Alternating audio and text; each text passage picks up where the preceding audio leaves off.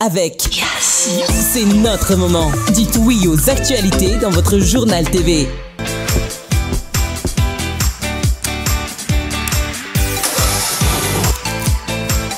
De beaux projets pour des budgets serrés. Batimax, le partenaire des bons plans. Batimax, la qualité au meilleur prix. Manulcianoni Vovo. PEF, parcours études en France. Réalisez votre rêve d'étudier en France avec PEF. Manulcianoni Vovo. UPRIM, Université privée de Madagascar. Manulcianoni Vovo.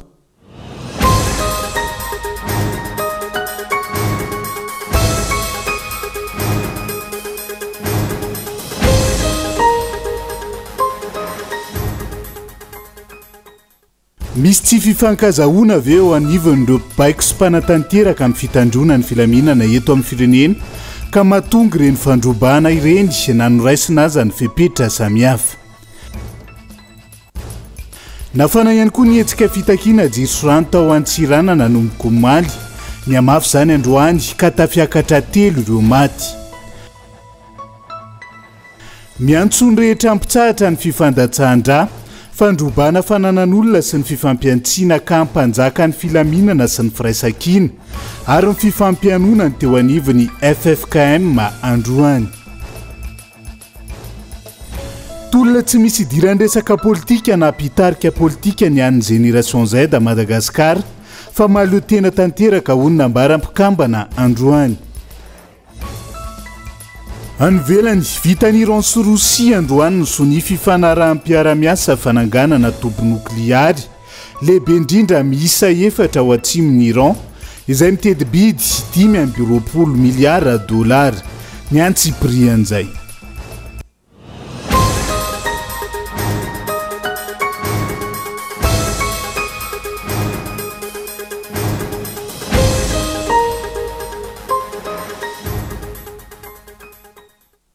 Ngadondrainy amin'ny valora alina fotoana ny fampalalam-baovaontsika eto amin'ny fitalavitra kolo fa tena ny araba tomboky lasy tomboky vavy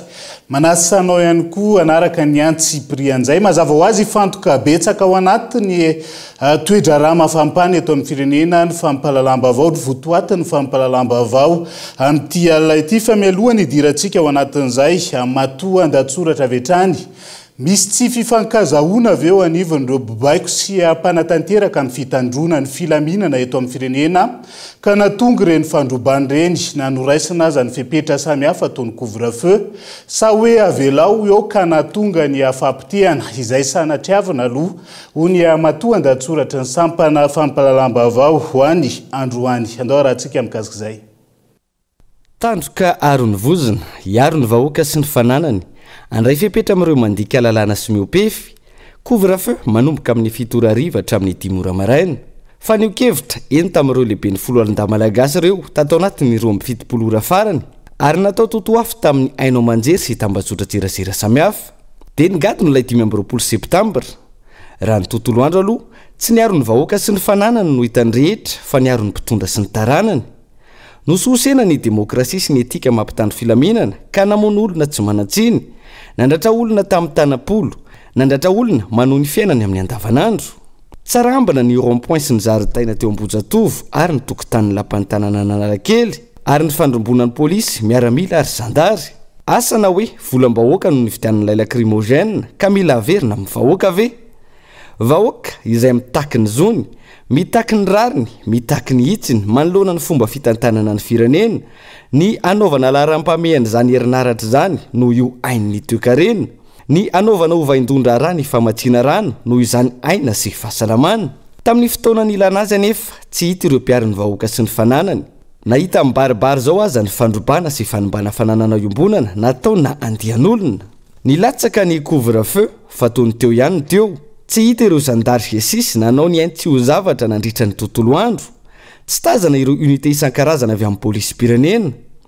Asa na ile couvre-feu no tsy nazava tamin'ireo mpanatanteraka baiko, na ny mpanatanteraka baiko no tsy te hampiatra, na ile couvre-feu mihitsy no natao ambava sy antsoratra fotsiny fa tsy mila tanterahana akory. Fa na inona zavan'izy, na inona olazaina, tsy voaro ny fananam-bahoaka tsy navita tsy nanao ny asan'ireo manana fitaovam-pidiana ka raha mai ny vahoaka iaro azy eo anatrehan'ny mpanao ratsy mpanararotra mpandroba sy mpandika lalàna toa fandatsana ireo tompona orinasa voaroba ny mahita ireny fisehosehoana isaky ny 20 jona amina fitaovam-pidiana samihafa ireny toa fanesoana ireo mpandrarà ny fahitana ny fihetsika natao nandritra ny tontolo andro ny omaly raha mitahany ireny zava-nisy nanomboka tamin'ny nora hariva ireny mandra-parain'ny andro fanjakana efa tsy manam-baolana amin'ny fanomezana asa mbola manomevana ireo mpandrava asa ihany koa raha ireny omaly ireny androany ny tombo anjatony anarivony novery asa tampoka androany maro ireo mpiasa mitebitebo hoe andray karama ve amin'ity nefa ny toeram-piasana zapotika tsy fandraisana ndraikitra ny 10 alinda eo anatrehan'ireny trangana fandrombana ankariary ireny izay miteraka fandikana samihafa ho an'ny mpanara-baovao voalohany amin'izany efa niparitaka tamin'ny tambazotra tserasirany hoe arino ho apoka arino ho amboarina maro ny sary miparitaka teo ampamakina ny varavarana fidirana tamin'ireny toerana ireny ka raha tonga aingana voasoroka izay voasoroka fa tsy nietsika sa tsy nahetsika ireo mpitandro filaminana teo anatrehan'ireny ka nahatonga ny maro alaim-panahy hevitra hoe sao sanatria efa fantatra hoe anizy izy ireny tsy anianina fa andry zaroa ka avelao aho aleo sanatriavina aloha dia satria ve ry izato sy ry zaroa ilay atao hoe vahoaka sy ny fananany arovana ka tany no ny masona fa ny akoatr'izay tsy nahoana aleo sanatriavina aloha koa satria ve hoe sahala tamin'ilay lainy dinoara 26 janvier 2009 dia mitovitovy amin'izay ihany koa ny natao aleo sanatriavina aloha dia tara toy ny fomba fitondrana ny firenena ihany koa ny anretom-pitandro filaminana any ka raha tokony ampiverina ny fitoniana sy ny filaminana araky ny faniriny rehetra tsy izay no miseho vokatry ny fahatarana ka tsy arak'ilay hoe tsara fatara fa tamin'ity ratsy sy tara maintetsy ny rehitra teroa fa nanaitra ny maro ihany koa ilay sampana mpamonjy vony eto Antananarivo renivohitra hoe nankaiza na ninona tamin'ireny omaly ireny tsy nisy solika ve tsy nisy fiara ve tsisy fahavononana ve sa ny androm-pibaiko sa rehefa inona sy aniza ihany koa no may vao mihetsika izany sampana mpamonjy vony na Antananarivo renivohitra izany dia miditra amin'ny resaka politika ihany koa ve aleo sanatriavina aloha dia eo anatrehan'ireny rehetra ireny nanomboka nisy ny fandraisana ndraikitra tamin'ity androany ity niditra tsehatra ho an'ireo nikasan'androba eo anatrehan'izany izy ve ny fepetra ho raisina tamin'ireny omaly ireny izy ve ny fanadadiana isokatra ho tonga hatramin'ny farany ve ny famitorana dia ahoana ireo tranombarotra sy magazay maromay teto Antananarivo sy tamin'ny toerana maro teto Madagasikara eto izany tsy misy izany mpitondra mahay makalesona amin'ny tantara izany ka hita hoe fa tiantoka ho an'ny firenena anie izany fandrombana izany mafy ho an'ny mpandrarà anie izany very fananana izany départ zéro anatiny indray mpimaso eto izany tsy misy mpitondra mahafantatra hoe azo soroana anie ireny fandrombana ireny mora avahana anie ny mpanao fihetsiketsehana sy ny mpandroba tsy hainy ve izany aleo sanatriavina aloha izay matoan-datsoratra fa eo anatrehan'ilay zava-misy eto amin'ny firenena ny fanesorana ny minisitry ny angova aloha izany no isan'ny vahaolana hita ny Andry-Rajoelina nandritra ny tafafohy nataony tamin'ny vahoaka malagasy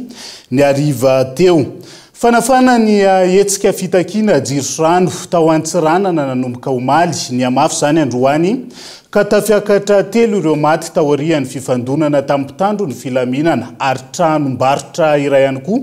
mivaky tany amin'ny toerana sy tany Obezara no mitaritra ny Antsiprian'izay.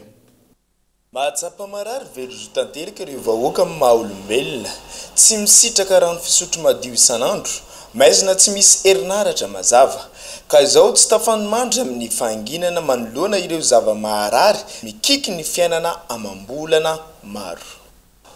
Lay, vavy, zanaka zay io, zafy zay io, pirala, pianaday, pianabavy, naveto zay rehefa mahatsapa fa mijaly. Mijaly zegny zay mitanana ny Diogo satria tsy vahiny amintsika zegny resaka tsy fisiany rano ndraiky tsy fisiany jio.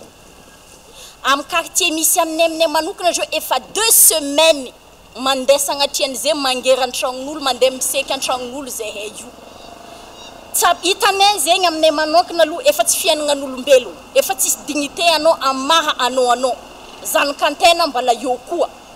nitsangana ny rehetra ny ady mafy tao anatin'ny tahotra nandritra ny tolona tamin'ny alina kanefa misy indray ny olona sasany manararaotra manao ny asa ratsy mandroba mamaky tranombarotran'olona iray teto. Dia rehefa navy taty za tamin'ny 1h du matin efa nandeha jiro donc boko rô zegny nandesindreo koa zegny télévision naka sy les fils jiaby nitapitapandreo devers jiaby potipoteky donc igny efa nitapandreo vakindreo caméra-ntany nandesindreo miaraka amindreo donc par contre zay zegny manana vidéo maro avy amin'ny namagna sy miavagna dia mbola hozaranay amin'ny tanto filamina misy zegny misy preuve ihany fa mbola ho karakaraina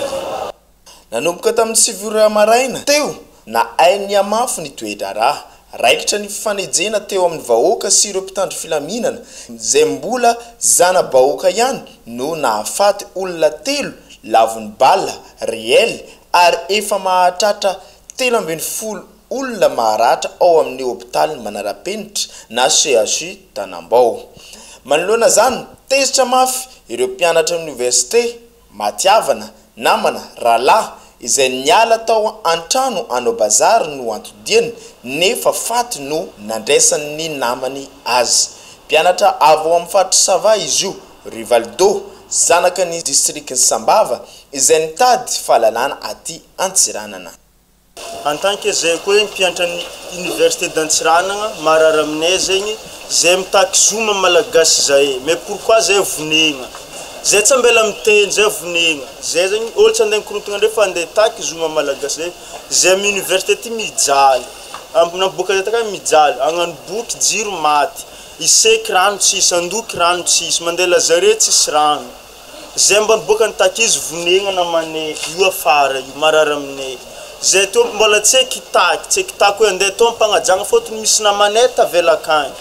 zay zo fa tsy agnana mpanajagna foe ataony le tianjare izy natompo tsy maintsy farana atreto tsy mbola fantatra mazava tsara mety ahoana ny toy ny tiraraha ity fanana mafy ireo mpianatra fa tsy hijanona angina fotsiny izy ireo ka izao nanao filaharam-be mamakivaky tanàna milanja ny razany namany izao.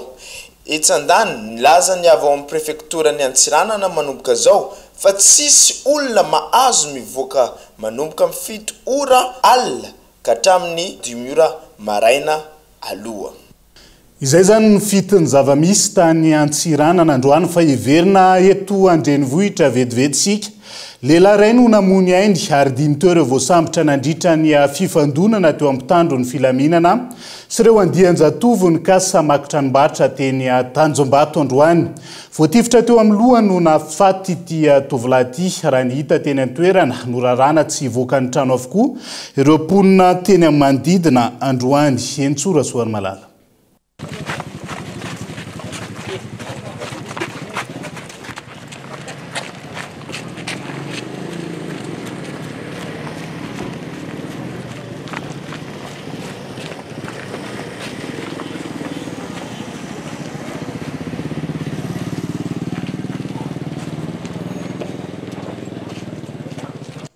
Raikitra ny fifandonana teo amin'ny mpitandro filaminana sy ireo andian-jatovo ny kiasa andromba magazay lehibe teny Tanjombato akaiky ny tetezana androany. Vokany, lehilahy iray no namony ainy voatifitry ny mpitandro filaminana.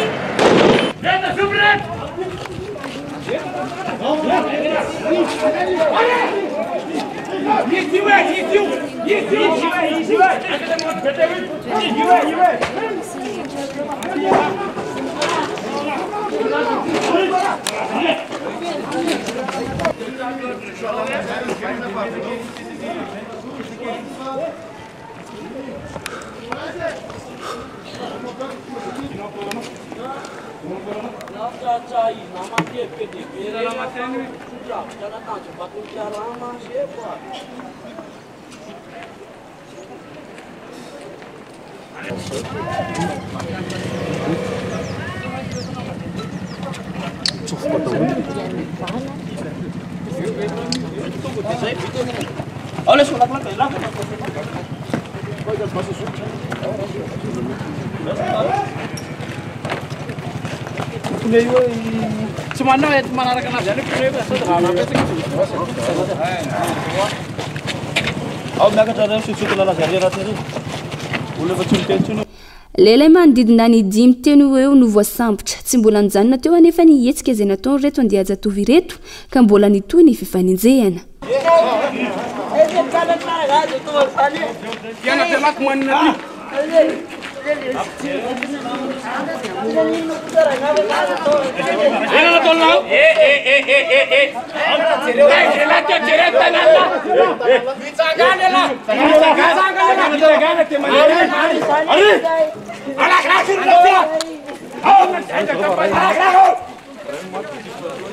Bola nossa, tio meu tio.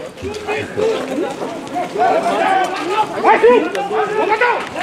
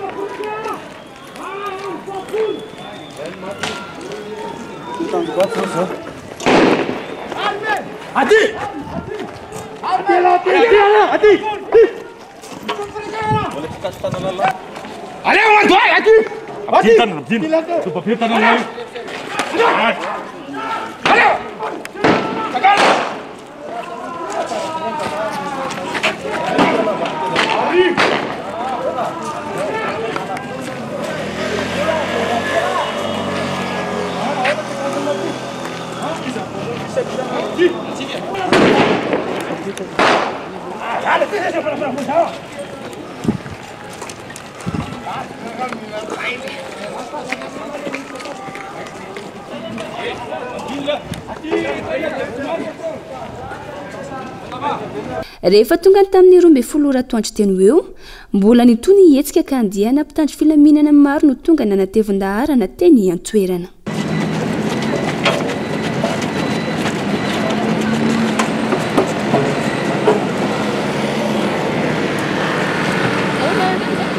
Alô?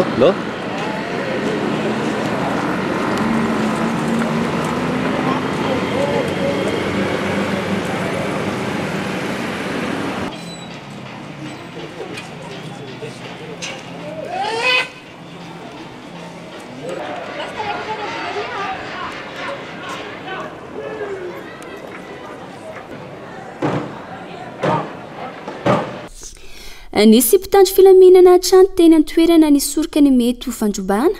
na izany tsy niala ireo andianjatovo ny sesisesy ny torabato sy briky toy ihany koa ny bomba mandady sadranomaso avy amin'ireo mpitandro filaminana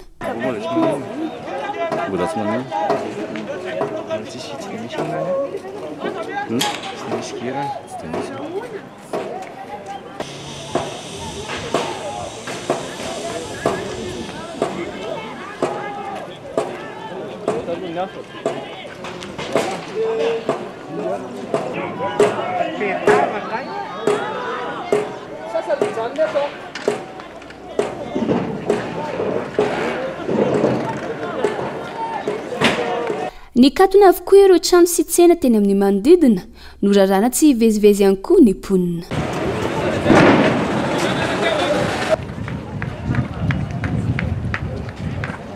tany be masoandro itosy nisy ihany koa andiana mpandroba ny kasanafika ny tranombarotra horizon niantrana teny toerana ny zandary isakana ireo mpanao fandrobana raikitra ny fifandonana teo amin'ny rotota ny torabato teo ireo mpandroba namaly tamin'ny bomba mandady sadranomaso ny zandary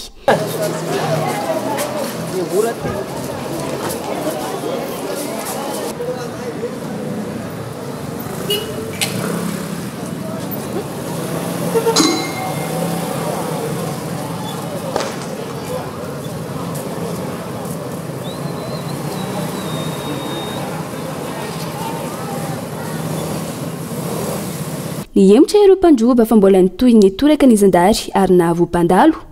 nosimbain'izy ireo ny station jirama itosy navoaka sy nidoran'izy ireo avokoa ny taratasy sy faktura rehetra tao nitoy hatrany ny fifandonana teo amin'ny rotota taorin'izay nandao nitoerana ireo zandarika narararoatra nandroba ny chapli antsoitao sy ireo mpangalatra vatande lasiponina maro tena nitoerana no nandray andrakitrana janona ny fandrombana no enjeny izy ireo izay nangalatra tao amin'ny chapli antso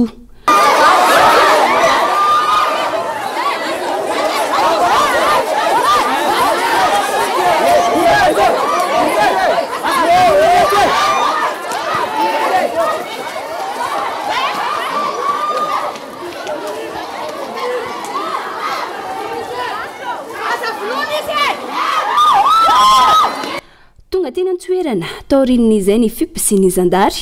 ary ny sambotra maro tamin'ireo mpandroba toeram-pivarotana maro hafa teto andrenivohitra no norobaina ihany koa vokatra izany ny katon'androany ankamaroany ny tompon-tsolika toy ihany koa ireo cache-point ary maro tamin'ireo bady ihany koa no tsy amperinasy tranga izay manamafy ny fahasaherana amponina amin'ny andavanandro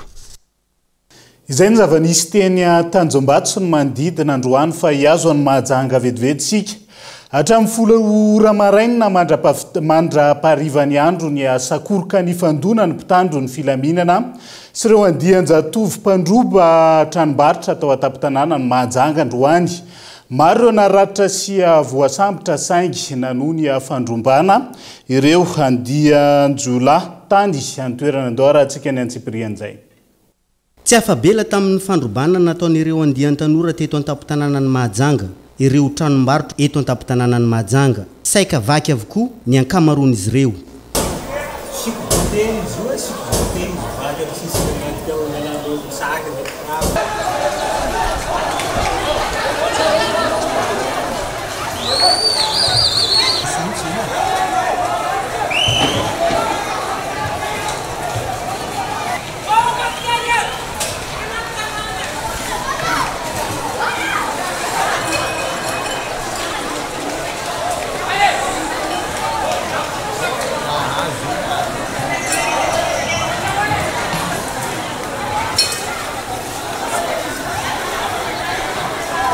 ny mpitandro ny filaminana miaraka amin'ireo tanora avy ao amin'ny TVHFB no ny farimbona tamin'ny fanaparitahana azy ireo miaraka tamin'ny fitaovam-piadiana sy ny antsy lavalela tazana teny ihany koa ny be ny tanàna ny mahajanga nandritra ny fotoana ny famaliana nisy ireo voasambotra ary nisy ihany koa ireo naratra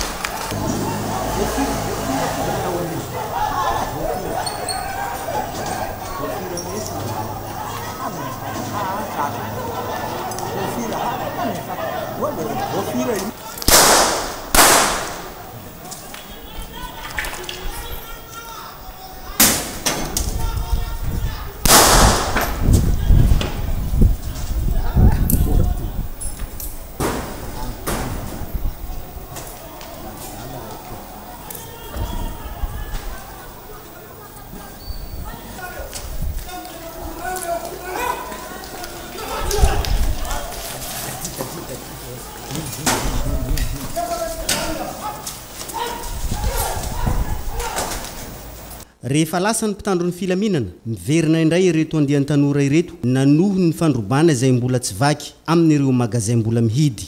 antsy sy vato no ampelatanan'izy ireo anoherina ny mpitandro ny filaminana na eo aza ny basy mirehetra avy ao amin'ny mpitandro ny filaminana tsy nihemotra ireto andian-tanora ireto nanoho ny fandrobana izay ataony tany Toamasina efa mailo hatramin'ny maraina ireo mpivarotra ka betsaka ny nangoronetana sy nanamafy ny hiditsena tamin'ny alalany soudure tany an-toerana tamin'ny 7 ora maraina no nanangasanga ireo mpanao fihetsiketsehana nahitan'ireo mpianatra avy any barika 5 sy ireo mpivarotra ny esorina tamin'ny toerany tao bazary ankiriry izay fanindran-dalana tamin'ireo mpanararoatra ihany koa nisy ny fametrahana sakana sy fandorana kodiarana rehefa tonga teo akaiky ny hopitaly kely karaikitra ny sakoroka sy ny tifitra bomba madatsa dranomaso tany an-toerana andao rahantsika ny antsiprian'izay Vomaraina tety bazary be manamafy ny idim-baravarany amin'ny alalany soudure avokoa ireo tranombarotra lehibe rehetra ny sasany mitona entana mba hisoroana ny mety ho fanararotana fikoropahana tanteraka kosa ny an'ireo mpivarotra tety bazary kely raha naharifa efa antomotra ireo mpanao fihetsiketsehana ka raikitra ny fitaomana entam-barotra izay izaka tebiteby zany efa nahita n'le zavatra niseho tany an-tanà dia hoe mety hoe tsy halan'le hoe managaga ohatra zay amin'ny lafinakay micomprendre an'le frustration an'le olona amin'le olana efa misy andavanandro a dia amin'ny lafinakay nefany le fitadiavanao koa hoe tsy andanina dia mifamely le izy dia mandray fepetra angamba ny azo atao hoe manitsena mamoaka entana sy ohatran'izany satria rehefa tesitra olona dia tsy azonao hoe sakanana dia lasa tsy matoko tena le olona dia lasa mamody tsena dia lasa misy mivorivory dia mikorolo dia lasa raikitra le hoe aiay tsy evanana dia voatery miary dia zay mahatonga le tsena lasa mifody dia mikoropaka ny olona satria nahita le zava-nisy tany Antananarivo dia ny rasy raha maro nipakatahaka fa tsy dia misy inona fa misy mikorotandrotana kely fotsiny fa nohony mahamailo an'le mpivarotra dia nangoronetana izy dia aloha izy misoroka tsy izay mitsabo izy teo moa efa somary misy sakosakoroka ihany avy tany fa be dia be le olo milefa avy tany dia somary taitaitra daholo moa ny akamaroan'olona dia teo amin'ny sivosivy teo izy teo iny misy an'le sakorokoroka teo dia zay zany nay fa somary tena maro n'olo taitaitra ka atsampivaritra madinika reo batabata entana satria hoe taitra noho le zavatra misy manodidina ny tamin'ny folora maraina no nandalo teto amin'ny manodidina ny gare routière Tanamboasanka ireo andihana tanora sy mpianatra avy any barikadimy niara-dalana tamin'ireo mpivarotra izay nisorona tamin'ny toerany tao amin'ny bazary Ankirihiry notronon'ireo mpitandro filaminana avy isy havanana mba hisorohana amin'ny mety fioaram-pefy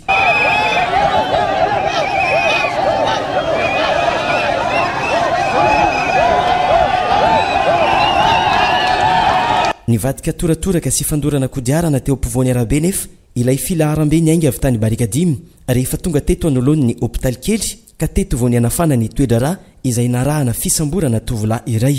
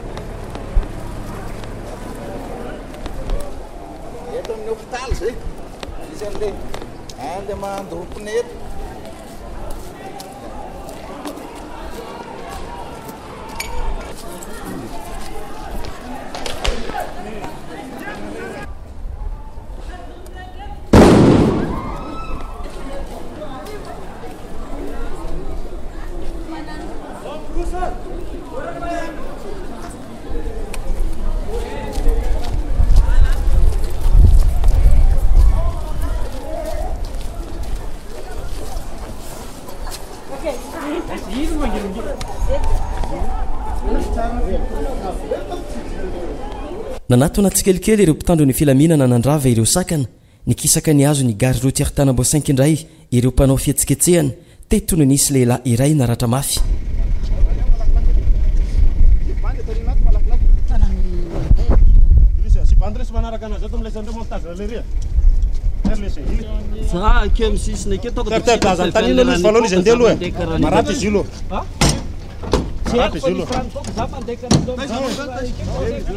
nisy tamin'ireo mpanararoatra no niazo any bazarikely sy morarano ary ambolo madinika nandroba ireo toeram-pivarotana tsy mbola fantatra mazavatra eto ny isan'ireo tranombarotra niarany fandrobana mbola mitohy kosa ny fifanenjehana eo amin'ny mpitandro ny filaminana sy ireo mikasa anao ny fanararotana raha efa nitodidoa tany amin'ny toerana ny angainy kosa ireo mpianatra avy any barikadimy sy ireo mpivarotra avy eny Ankirihiry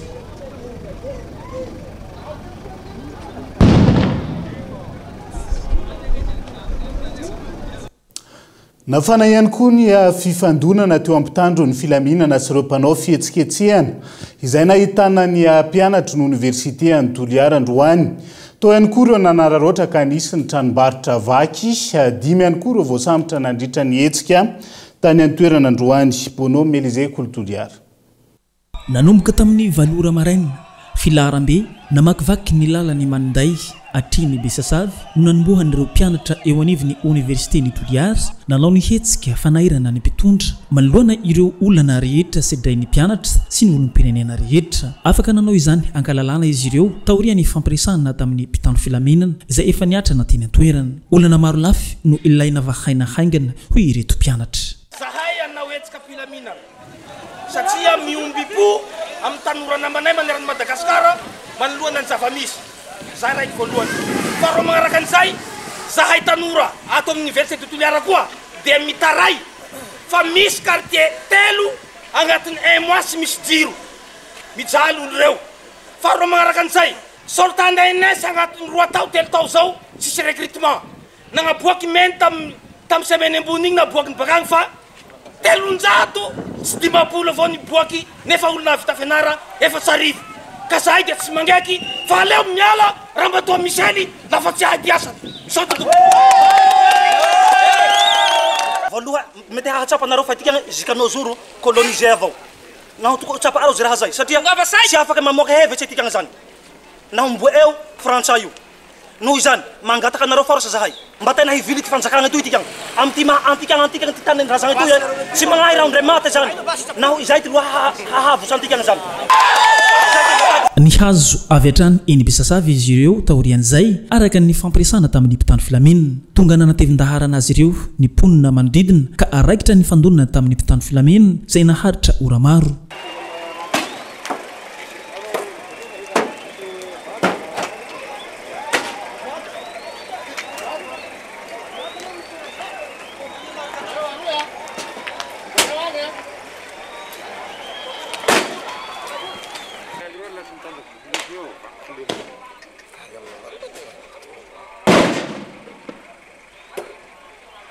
Sy nahatoitra nefa ireo mpitandro filaminana ka nihemitra atreny Bazary Skama izay narahy nireo vahoaka atrany. Raikitra indray ny fandonana nandritra ny ora maro. Misy amin'ireo olona manodidina sy ireo nihidy ao anatin'ny toeram-pivarotana no nitaraina no nidaroka bomba mandatitra ny maso nahazo azy ireo.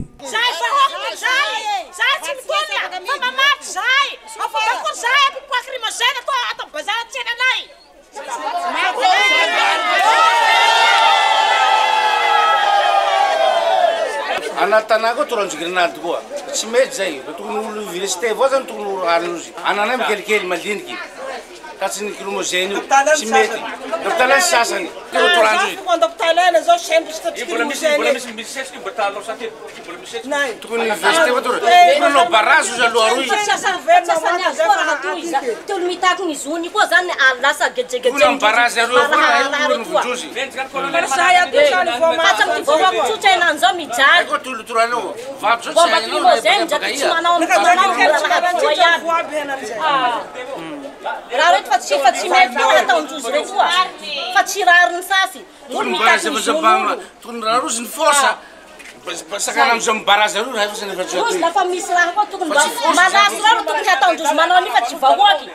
nanomboka nihetsika ihany koa ny mponina manodidina ny sans fil voaroba nandritra izany ny supermarché teo sans fil saingy tonga rapotona ny mpitandro filaminana nitoy nandritra ny ora maro ihany koa ny fandonana sy ny fanenjehana eraky ny tanàna. Olona iray no fantatra fa voatifitra teo amin'ny tendany nandritra izany. Atreto olona 4 farafahakeliny no voasambotra tsy mbola azo ihany koa ny antotanisa ofisialy mahakasika ny isan'ireo naratra nandritra ity hetsika ity fa olona 3 no fantatra hatramin'ny atoandro teo. Nanamafy ny avy eo anivon'ny préfecture fa mihatitra eto tapitanana Toliara ny tsy fahazahoana mivezivezy amin'ny alina manomboka amin'ny fitora ariva hatramin'ny 5 ora maraina. Eo anatrihan'ilay zava-misy amin'izao fotoana izao miantso ny rehetra ampitsahatra ny fifandatsahana fandrobana fananan'olona amin'ny endriny samihafa ny fifampiatsiana ka hampanjakana ny filaminana sy ny firaisan-kina ary ny fifampianonana avy eo anivon'ny FFKM androany izitrahany vahoaka malagasy ny azo fototra ho azy ireo. Izy ireo izay mijoro ray aman-dreny hatrany ary mitandro ny toe-tsaina mifampieno sy mifanaja. Andoarantsika ny antsiprian'izay. Manoloana ny hetsika omaly izay namoizana aina nandratra sy narava fototra maro nanao fanambarana ny avy eo anivon'ny FFKM androany miantso ny rehetra ampitsahatra ny fifampiatsiana miteraka korontana sy fifandatsahana mba hitsinjovana ny vahoaka malagasy sy ny asa fiariny. Ny taonany rehetra ny FFKM mba ampitsahatra ny fifandatsahana ny fifandirana ny fanombana fotodrafitrasa sy fandrobana fananan'olona amin'ny endriny maro samihafa ny fifampiatsiana amin'ny teny alokon'ny vava sy mifetsika tao ka samy ifanatona ifamelaheloka irisoana amin'ny fitoniana sy mifampiresahana ho fitadiavam-ba olana maharitra sy aingana isitrahany vahoaka rehetra ny zo fototra tokony ho azy toy ny jiro, rano, fitonina, fiarina, filamina, fandripahalema. Reo zay nandroba aoka amerina ireo fananana azo tamin'ny alatra fa tsy mahasoanareo zany. Nanamafy izany ihany koa ny filohan'ny FJKM teo aloha Irako Andriamaso Ami miantso ny rehetra ny tenany hampangina ny fitiavan-tena sy ny tombontsoa manokana rehetra. Mijoroa amin'ny fahasahiana nefa ao anatin'ny fahendrena feno amin'ny fitakinany zo tokony hisitrahana. Ianareo tanora mijoroa amin'ny fahamendrehana aza manaiky atao fitaovana fa manana hazon-damosina hiaro ny marina. Aoka ho mailo eo anoloan'ny fisian'ireo fahavalo manaroatra ny hetsika atao ka mamadika izany ho asan'ny jiolahy ho fanapotehana ny tolona. Fa ny tombontsoa hany tokony hiadiana foharovana dia ny tombontsoa ny vaoaka malagasy tsy vaky volo tsy amin'ny teny amin'ny kabary fa amin'ny marina. Marary ny firenentsika ho ihany koa ny fivondrona be ny évêque efa ela ny iray aman-dreny am-panahy no nanaitra ireo tompon'andraikitra isan'ny tokony karany hoenona tsy toy izao ny zava-misy. Maneo ary manasantsika mianakavy hivavaka ho amin'ny tanindrazantsika mba ho ampiretin'Andriamanitra mandrakariva ao anatin'ny fotsika ny fitiavan-tanindrazana marina. Mitanao amintsika mianakavy tokony andraikitra na ianareo ny politika mba mahay miaino fampitiavana ireo zay tena mijano ankehitriny. Efa mafana ny toetra rahampireniana ankehitriny ka manao antso avy ireo ray aman-dreny ara-panahy anajana ny lalàna velona mifeny fanehoan-kevitra amin'ny mpilaminana ampitsahatra ny herisetra amin'ny endriny samihafa. Tsy amin'ny fampiasa-kery ny fahaiza mitondra ho izy ireo fa amin'ny fiainona marina ny olona entina. Mivoatra trano ny toe-java-misy eto amin'ny firenena amin'izao fotoan'izao na ny eto Andrenivohitra izany na ny any amin'ny faritra ihany koa ambadika ao ampanao gazetina ihany Toamasina amin'izao fotoan'izao hitondra amintsika ny zava-misy hampiainantsika ny zava-misy any an-toerana amin'izao al'izao rehefa vonona ny sary herinora zafamanana dao ary. Ety amin'ny 500 metatra somary miantsinanana avy eo amin'ny bazary Santine no misy anay amin'ity alina ity toerana isan'ny mafampana ary misy andian-jatovo somary masitsika fihetsika ihany koa amin'izao fotoana izao ka antony somary nanalavirana ny toerana ijoroana eto. Amin'ity alina ity ireo andian-jatovo ireo dia tsy miala eo amin'ny bazary Santine eo faritra izay isan'ny maizina amin'izao fotoana izao satria tsy misy jiro manazava ny arabe. Tsy fantatra mazava ny tena antony tangoronany ireo andian-jatovo ireo ary everina ho manana ny programany manokana ihany koa amin'ity alina ity na dia toko efa ao anatin'ny ora voafaritry ny tsy fafana mivezivezy na ny couvre-feu amin'izao fotoana izao araky ny note navoaka ny préfet ny Toamasina dia tsy sakana velively ho an'ny akamaroany ireo andian-jatovo ireo ny mitangorona ety amin'ny arabe ary na amin'ny lalana manokana amin'ity tanambo 5 tiatra boulevard d'Andovinanto dia mbola ahitana fivezivezen'olona maro amin'izao takariva izao. Ity alina ity isan'ny mampanahy ireo izay manana tranombarotra izay aty amin'ny faritry bazary kely sy bazary be Ankiry satria mety ho azo eritreretina ho manana programa manokana anao fanararaotana hamaky an'ireo tranombarotra ireo mety ho antony tangoronana ireo andian-jatovo ireo ao anatin'ny maizina amin'izao fotoana izao. Efa nandalo ny mpitandro ny filaminana ataoko hoe afaka atsasakadiny lasa ngamba izay nandalovany ny mpitandro filaminana nanao tifidanitra saingy tsy nampiembotra an'ireo tanora ireo fa dia mbola ao anatin'ny aizinao amin'izao fotoana izao hirariana ny siny ny fitonina sy ny fandriampahalemana ihany koa araky ny abetsahany ireo mpitandro filaminana izay melipatra ny eto tampon-tanàna Toamasina mifehy izay fampandriana fahalemana amin'ity alina ity. Izay raha ny azo ambara aloha zany amin'izao fotoana izao fa dia mbola maro ireo toerana mafampana izay tsy aro voatetinay amin'ity alina ity fa dia ny eto Tanambo 5 ankoatra ny tetsy Tanambo 2 aloha zany no niezahanay no jerena sy no fatarina ny zava-misy ao anatiny fa dia tsy tapitapy eo ny fidirana arakaraka ny fivoarany toedrarà avy aty Toamasina. Ilaina ny fampafantarana ny zava-misy sahalan'ireny ahafahan'ny rehetra mandray ny fepetra amin'ny fanandrify amin'izany ary ahafahan'ny tompon'andraikitra isan-tsokajiny ihany koa mandray ny fepetra amin'ny fanandrify amin'izay zavatra tokony ho raisina ao anatin'izay akasitrahany herinora zafamanana mpanao gazety ny Kolo TV FM ny Toamasina tao anatin'izay fampahafantaran'izay dia izay ihany koa no hoentsika misenjoje teo anaty dokafohy mbola maro mifanadiadiana sy vavao misongadina mbola hoentina aminao rehefa avy eo santionan'izay nietsika nentin'ireo génération Z natao tamin'ity androan'ity nentina nanohizana nietsika leu de lestage omaly sy ny fampahafantarana ny toy ny tolona amin'izao fotoan'izao ao anatin'ny tapany faharoa ny fampalalam-baovao no anarahantsika ny antseprian'izay aza misaraka aminay ary.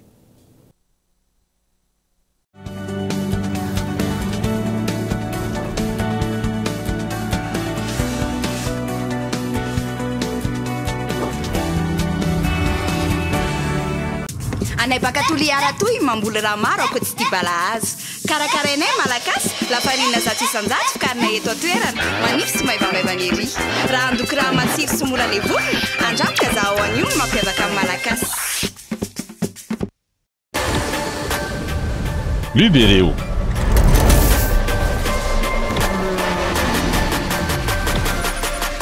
Menaka vilenta amin'ny vidiny sava be.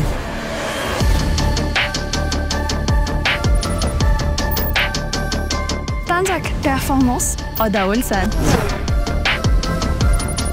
tena mitaiza moteur tility mampiena dépense. Premium Lube Jovena, Lubérer la performance. Jovena, source d'énergie. À Tuléa, on cultive plus qu'un manioc. On prépare Malakas, une farine 100% locale, fine et légère, pour une cuisine à la fois savoureuse et plus digeste. Essayez-la aujourd'hui, goûtez à la différence Malakas.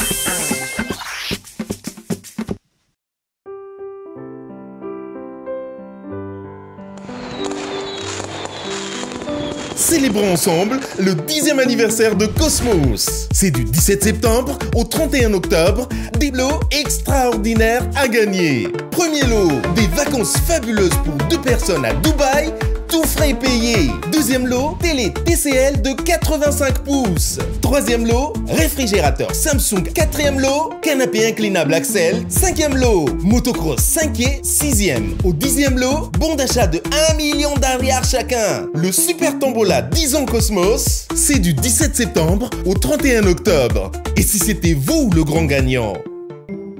Cosmos, votre partenaire de confiance.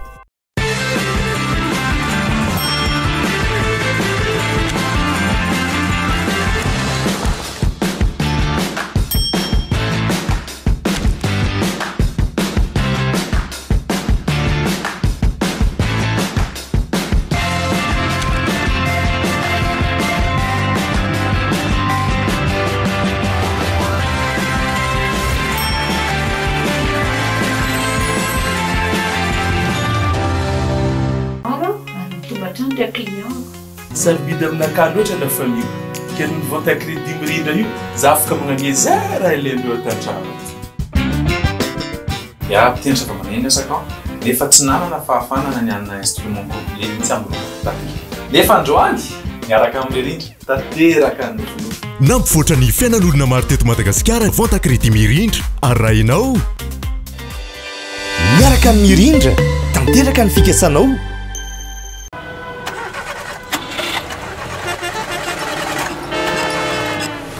Moralitoa, mba soviolese. Fa inona tiany olana? Aiza lahateo? Tsy velona lesy le fiara. Taraiky indray le batterie. De raha nefa teneniko foana hoe batterie Bionix ampiasaina e. Tsara kalitao, tapitra hatreo pan. Bionix, le batterie maharitra tsy misy fetry. Olana nga? Tsy mazaka indray le batterie nefa mivadika ho teraka. Mila mankany amin'ny hôpitaly engy an'izay. Ndao ny fiarako aloha ampiasaina ary e. Batterie Bionix ampiasaina. Tsy manary anao mitao tsara.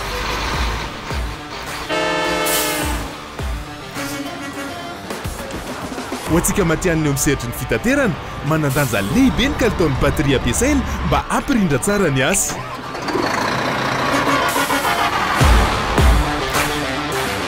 Bionix, batterie misy karazany ho an'ny fiara rehetra. Bionix, matanjaka sy maharitra. Maintenant ou jamais. Ny efatra aogositra hatramin'ny 10 oktobra isaky ny vidy entana miaraka amin'ny fanamorana fandoavam-bola fonta kredi mirindra eny amin'ny magasin Cosmos dia mandray anjara amin'ny fisarihana loka goavana no sarihana amin'izany. Loka voalohany télé TCL 85 pouces, loka faharoa moto 5 et 150cc, loka fahatelo salon. Fanamorana ny fandoavam-bola fonta kredi mirindra ao amin'ny Cosmos irery ihany. Miaraka amin'ny mirindra tanteraka ny fikasanao. PEF, parcours études en France. Réalisez votre rêve d'étudier en France avec PEF.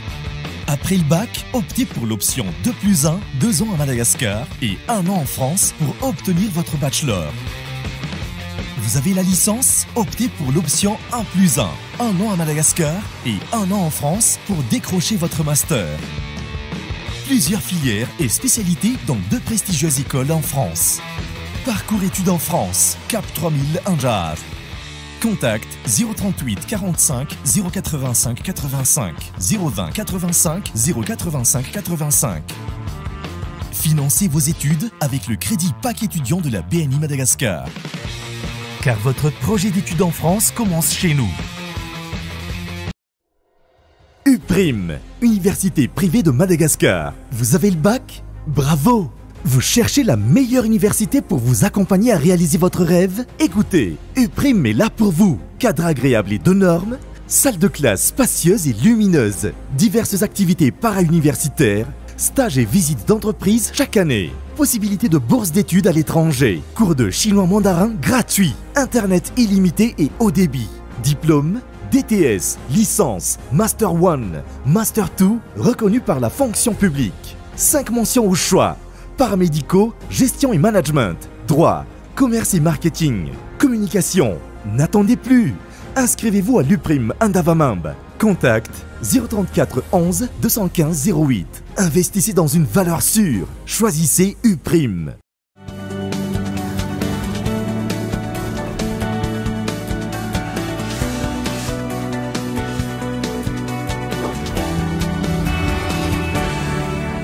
Anoizatsika ny tapany faharoa amin'ny fampalalam-bavao amin'ity alay ity.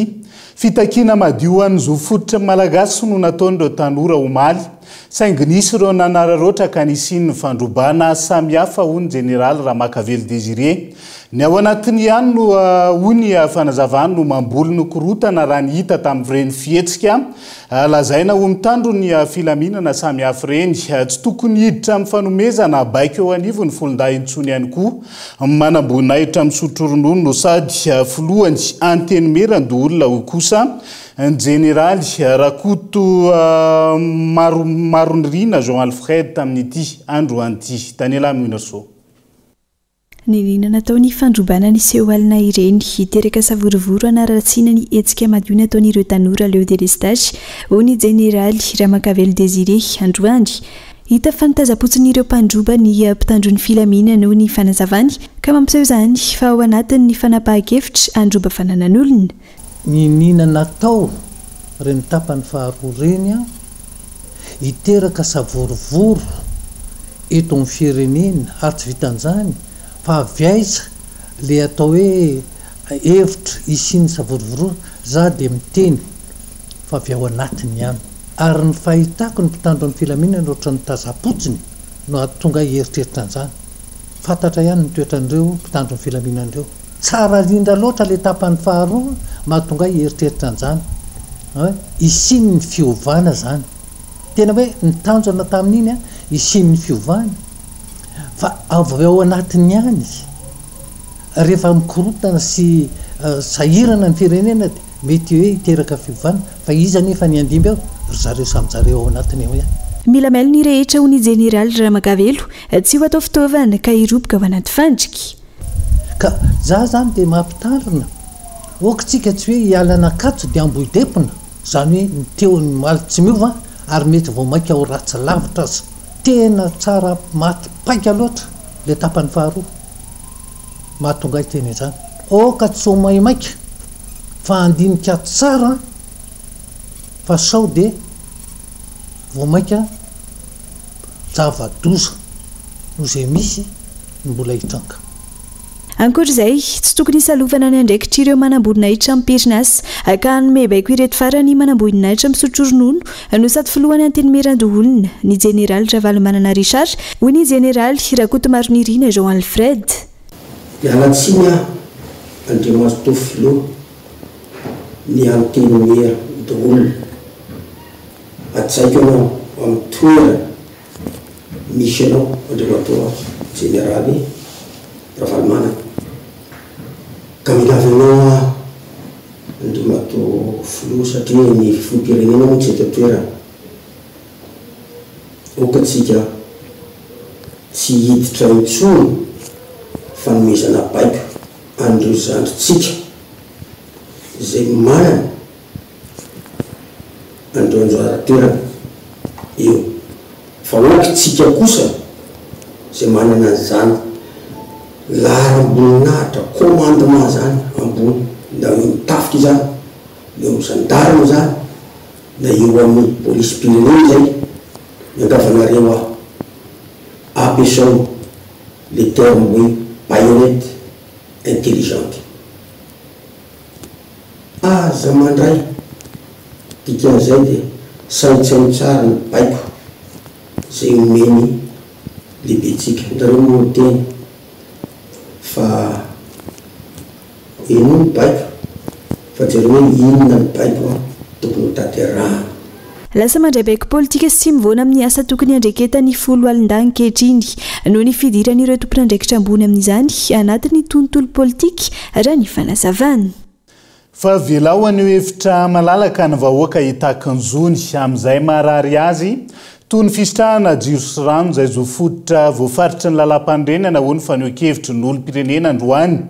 tokony tsy ampiasa herisetra fa hijoro hiaro ny vahoaka sy ny fananany ihany koa ny mpitandro ny filaminana eo anatrian'izay andoarantsika ny fanadidina.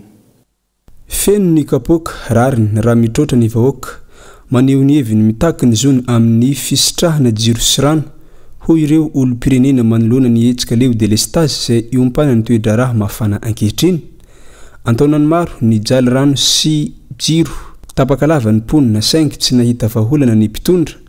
Fotoana izao ijoroany vahoaka tokony avela aneho hevitra malalaka izy ireo. Tokony tonga saina ihany koa ny mpitandro ny filaminana tsy anakana ny hetsika fahalalahana maneho hevitra andalambe na ampiasa hery fa hiaro ny vahoaka sy ny fananana. Amle jiro sy rano aloha zany dia mitaky satria tena ao anatin'ny asako mihitsy le izy dia mitaky le jiro sy rano dia zay nitakiko fa za tsy manaiky amin'ny fandrobana fananan'olona zay zao manao voly ny asanay dia etsaka ny asa ao anatin'ny mila jiro daholo ny asako zany. Nany joro iady satria zao zay efa telo taona zay teto Ambojanary tsisy rano pompinay pompinay ataon'ny alika fitaninana anjo fotsiny ataon'ny olona lido fotsiny fitanonan'olona anjo fotsiny zany ny pompinay ataon'ny olona fisotsona toka ozy izy ery le rony zay ny jiro aty aminay zay mpaniety zao zay tsisy jiro tsisy ninina zany iaka hitabiaka eraka ny tanàna fotsiny zany zay fa mba ilainay zany le jiro zany mandeha aty tanàna mila jiro sy rano ny Ambojanary mba hoe hijoro amin'izay mba vahoakana antero zay tsy manakorotana mba hijoro ny tanora zay tsy ny any amin'ny vila hoe andeha amaky anjobo zany tsy anao an'izany mihitsy zay fa mba hijoro re mba hitako hoe ohatr'izany mba hevitsanay anterokana Ambojanary mba te hanana rano zay mba te hanana jiro zay le izy zay dia tena tsapa fa le vahoaka ray manontolo mihitsy no mitaky ny zoany atao ahoana moa fa eo any misy misakana sy ngetsagetsa fa raha ny fahitako azy androany aloha ohatrany tsy hijany ty tolo ty dia maka eranareo mitaky ny zoany vahoaka malagasy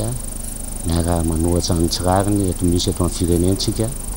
koa mijoroatra any atao iady ho an'ny otrom-pahafahana fanakejana sy ny tsindro azo lena rehetra ho antsika mpisehatra madinika moa tena simba tanteraka amin'ny fanjarana eto amin'ny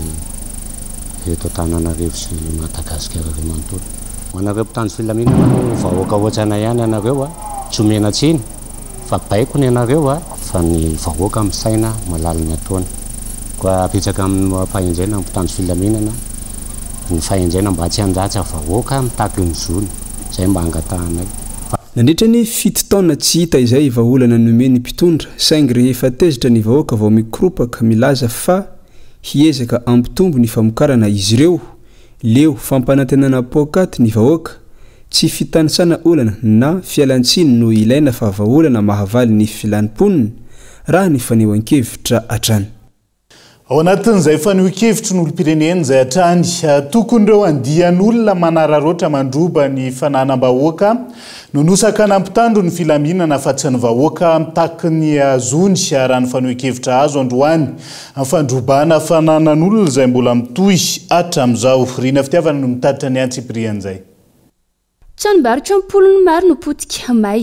norobainy andian'olona nanomboka ho malariva ny toy alina tontolo ary mbola nisy fandrobana ihany androany. Naneo ny alahelo ny ireo olom-pirenena manoloana ny fahitana ireo andian'olona navela nandroba malalaka tamin'ny alina. Tokony ireo andian'olona mananaroatra mandroba ny fananam-bahoaka no sakana ny mpitandro filaminana fa tsy ny vahoaka mitaky ny zony amin'ny jiro sy ny rano hoy izy ireo. Fahitako an'ilay izy le olona nanao mitinina tsotra fotsiny fa ambadika avy eo amin'izay mety tsy haiko za aloha tsy teny hoe voakaraha manahoana fa mety hoe nisy olona zany efa hoe androba mihitsy ny tianao atao fa le izy aloha fahitako azy tsy le olona nanao mitinina no mandroba fa efa misy olona mihitsy zany ny omana hoe vao misy ny grève dia androba fananan'olona fa ny zavatra misy ange tokony mba hoe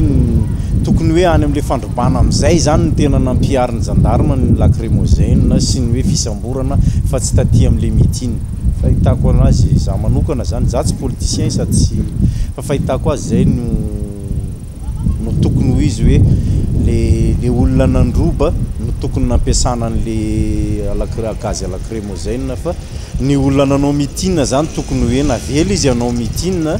dia navela izy lazany alahelony satria mafy nge le hoe tsisy jiro tsisy rano ary tena sady potika ny asa fiveloman'ny vahoaka mijaly ny vahoaka. Fijeriko an'ireny ke le fitakina nge madio e hitanao zany zavatra ilaina zany jiro sy rano zany zay fijeriko azy fa le zany lasa nisy ohatrany fara tamin'ny zavatra ohatrany hoe tsy mety zany fandrotondra le zany etsika zay zany ny fahitako le izy moa zay koa raha mampagaga zany le amin'ny alina ohatrany hoe avela mandeha le fandrobana fa ohatrany tsisy mpitandro filaminana nefa hoe couvre-feu zay zany tamin'ny alina aloha raha ny tena izy za aloha tsy nahita fa ny mpitandro filaminana zany hoe miaro ny vahoaka sy ny fananany tokony manjery zany izy hoe allo arovana no fanana ny vahoaka zay mampitandro ny filaminana anao zany hoe hiaro ny vahoaka sy ny fananany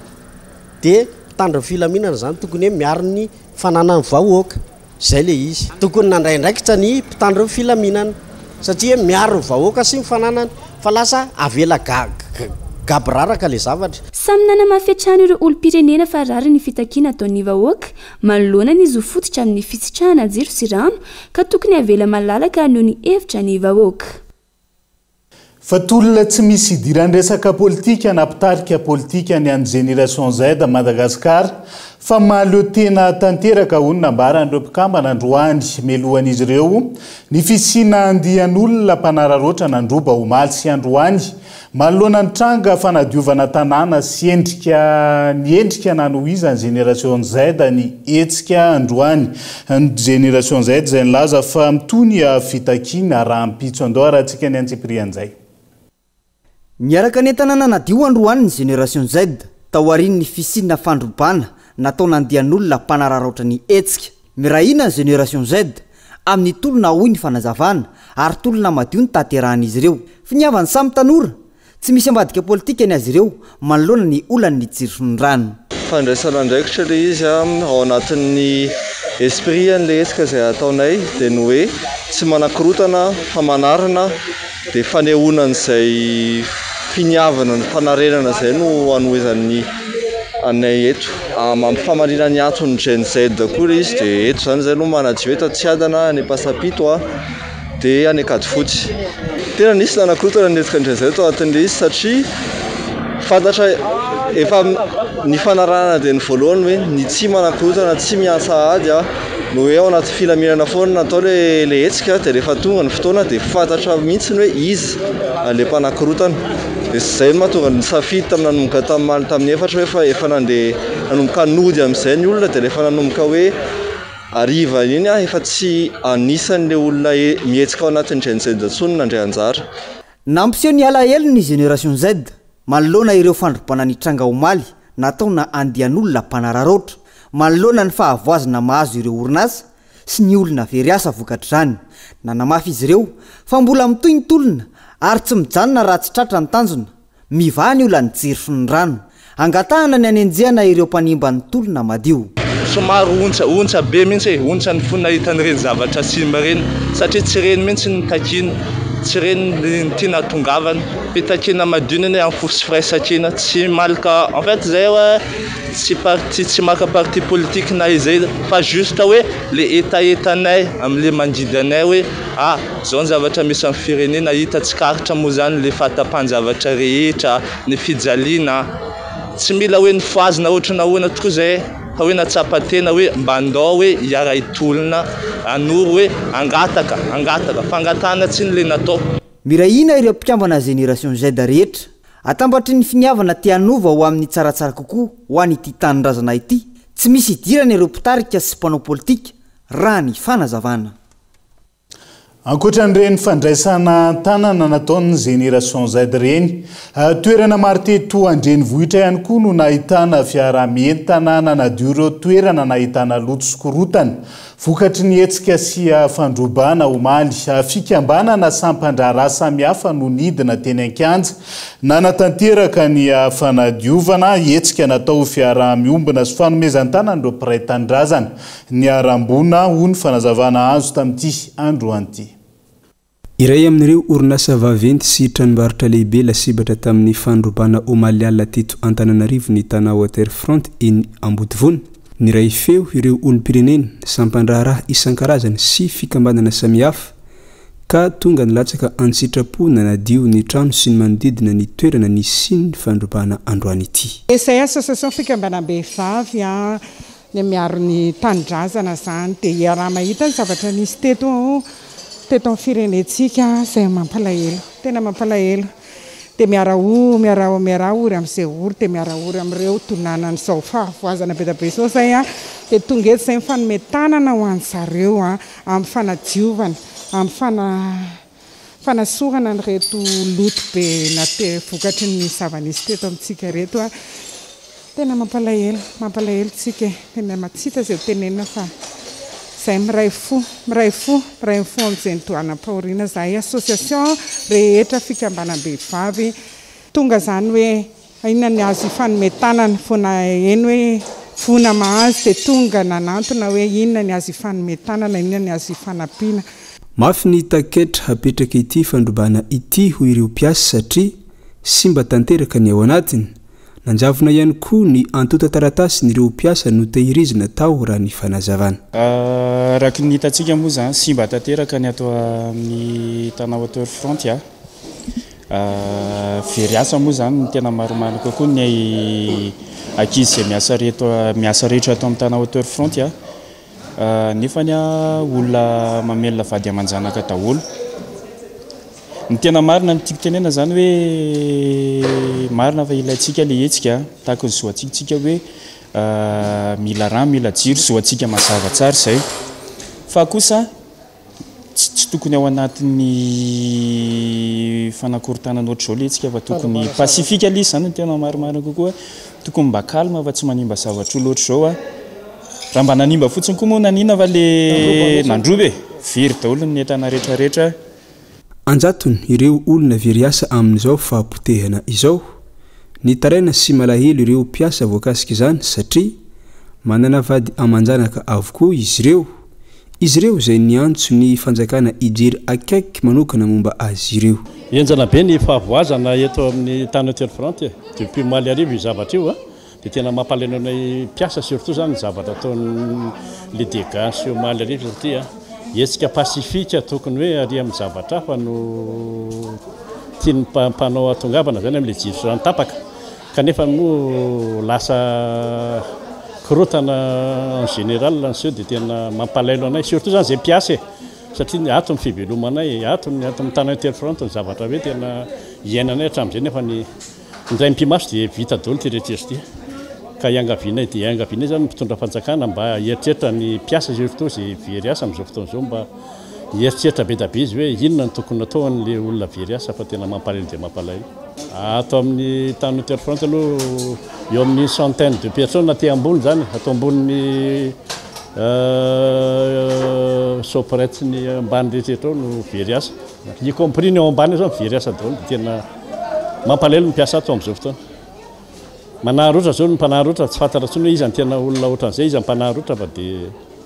ankoatra ireto mpiasa tsy ananasa ireto be ny fahavoazan'ny orinasa satria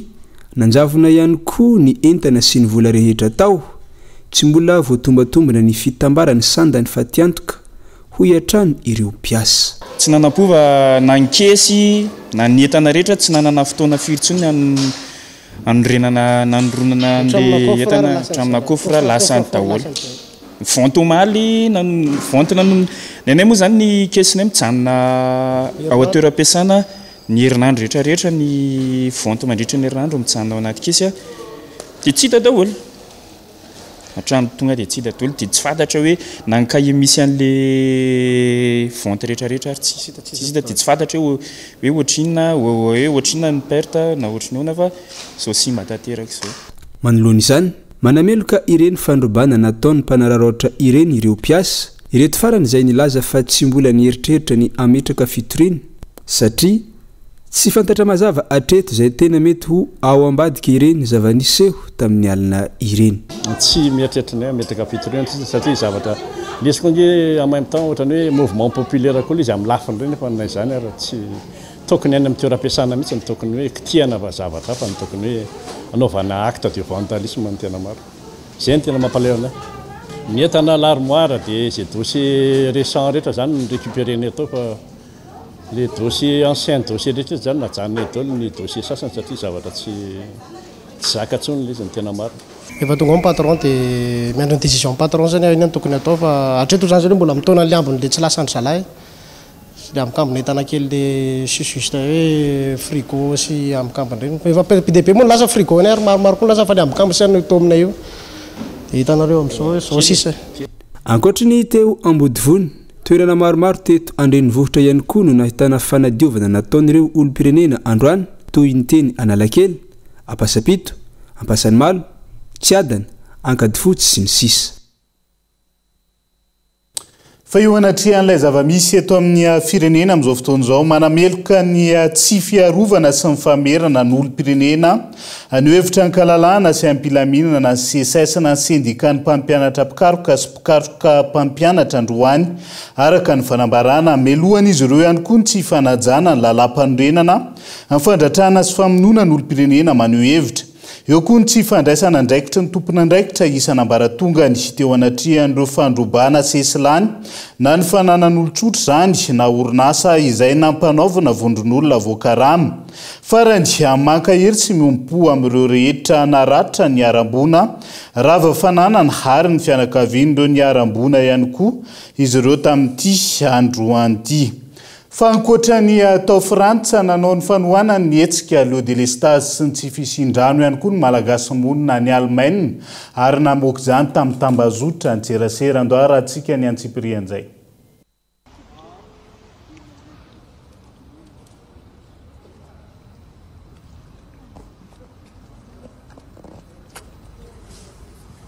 C'est malagasy eto Allemagne Leo Délestage Leo tsy fandriam-pahalemana leo andrano tapaka isan'andro leo andrajoelona leo miaina amin'ny maizina aiza ny éolienne aiza ny panneau solaire melohany idirantsika ao anatin'ny maresaka iraisam-pirenena vaovao mampalahelo vetivety ndosony fahafatesana androany ny solombavam-bahoaka voafidy tao amin'ny distrika amin'ny Betioky Atsimo Jean-Jacques Rabendrina ratra avy amin'ny lozam-pifamoivozana ny tranga omaly alina no nitarika ny fahafatesany 14 taona ny tenany izao nody mandrao ny fianakaviambeny Akolo TV FM matarian'ny filompanorina sy ny tale général moa dia mirary finonana feno ho an'ny fianakaviany ao anatin'izay fa maresaka iraisam-pirenena vitany Ransia Russia androany ny sony fifanarahan'ny mpiara-miasa fananganana tobo nokleary lehibe miisa 4 ao atsimon'ny Iran izay mitedibidy 5.20 miliara dolara. Ny fifanarahana izay natao tao anatin'ny toetra raha iraisam-pirenena amin'ny safotofoto manoloana ny raharaha nokleary iranianina amin'izao fotoana izao Iran ankilany mbola nanamafy hatrany ny fisisihan'ny fananana zo hivelatra hatrany eo amin'ny tontolon'ny nokleary ho an'ny tombontsoa ny lafiny mahaolona. Iran izay tsy manana afa-tsy centrale nucléaire iray any amin'ny golfe persika izay mamokatra herinaratra 10 mégawatt. Dia izay ihany koa no entsika manakatona ny fampalalam-baovao any androany naiza misy anao ankasitrahako ianao nanaraka ny fampalalam-baovao hatramin'ny farany. Manapitafa ho manaraka indray tomboky lasy tombo veloma tompoko.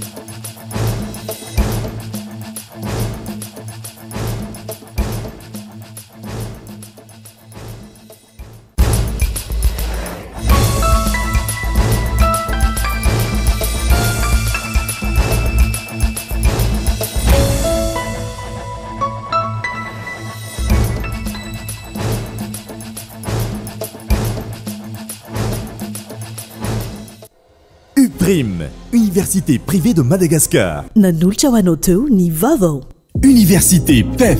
parcours études et formation. Nanolotra ho anao teo ny vaovao.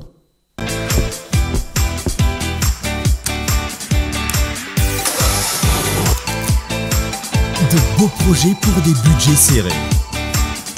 Batimax, le partenaire des bons plans. Batimax, la qualité au meilleur prix. Ça a présenté Nivava. Avec Yes. C'est notre moment. Dites oui aux actualités dans votre journal TV.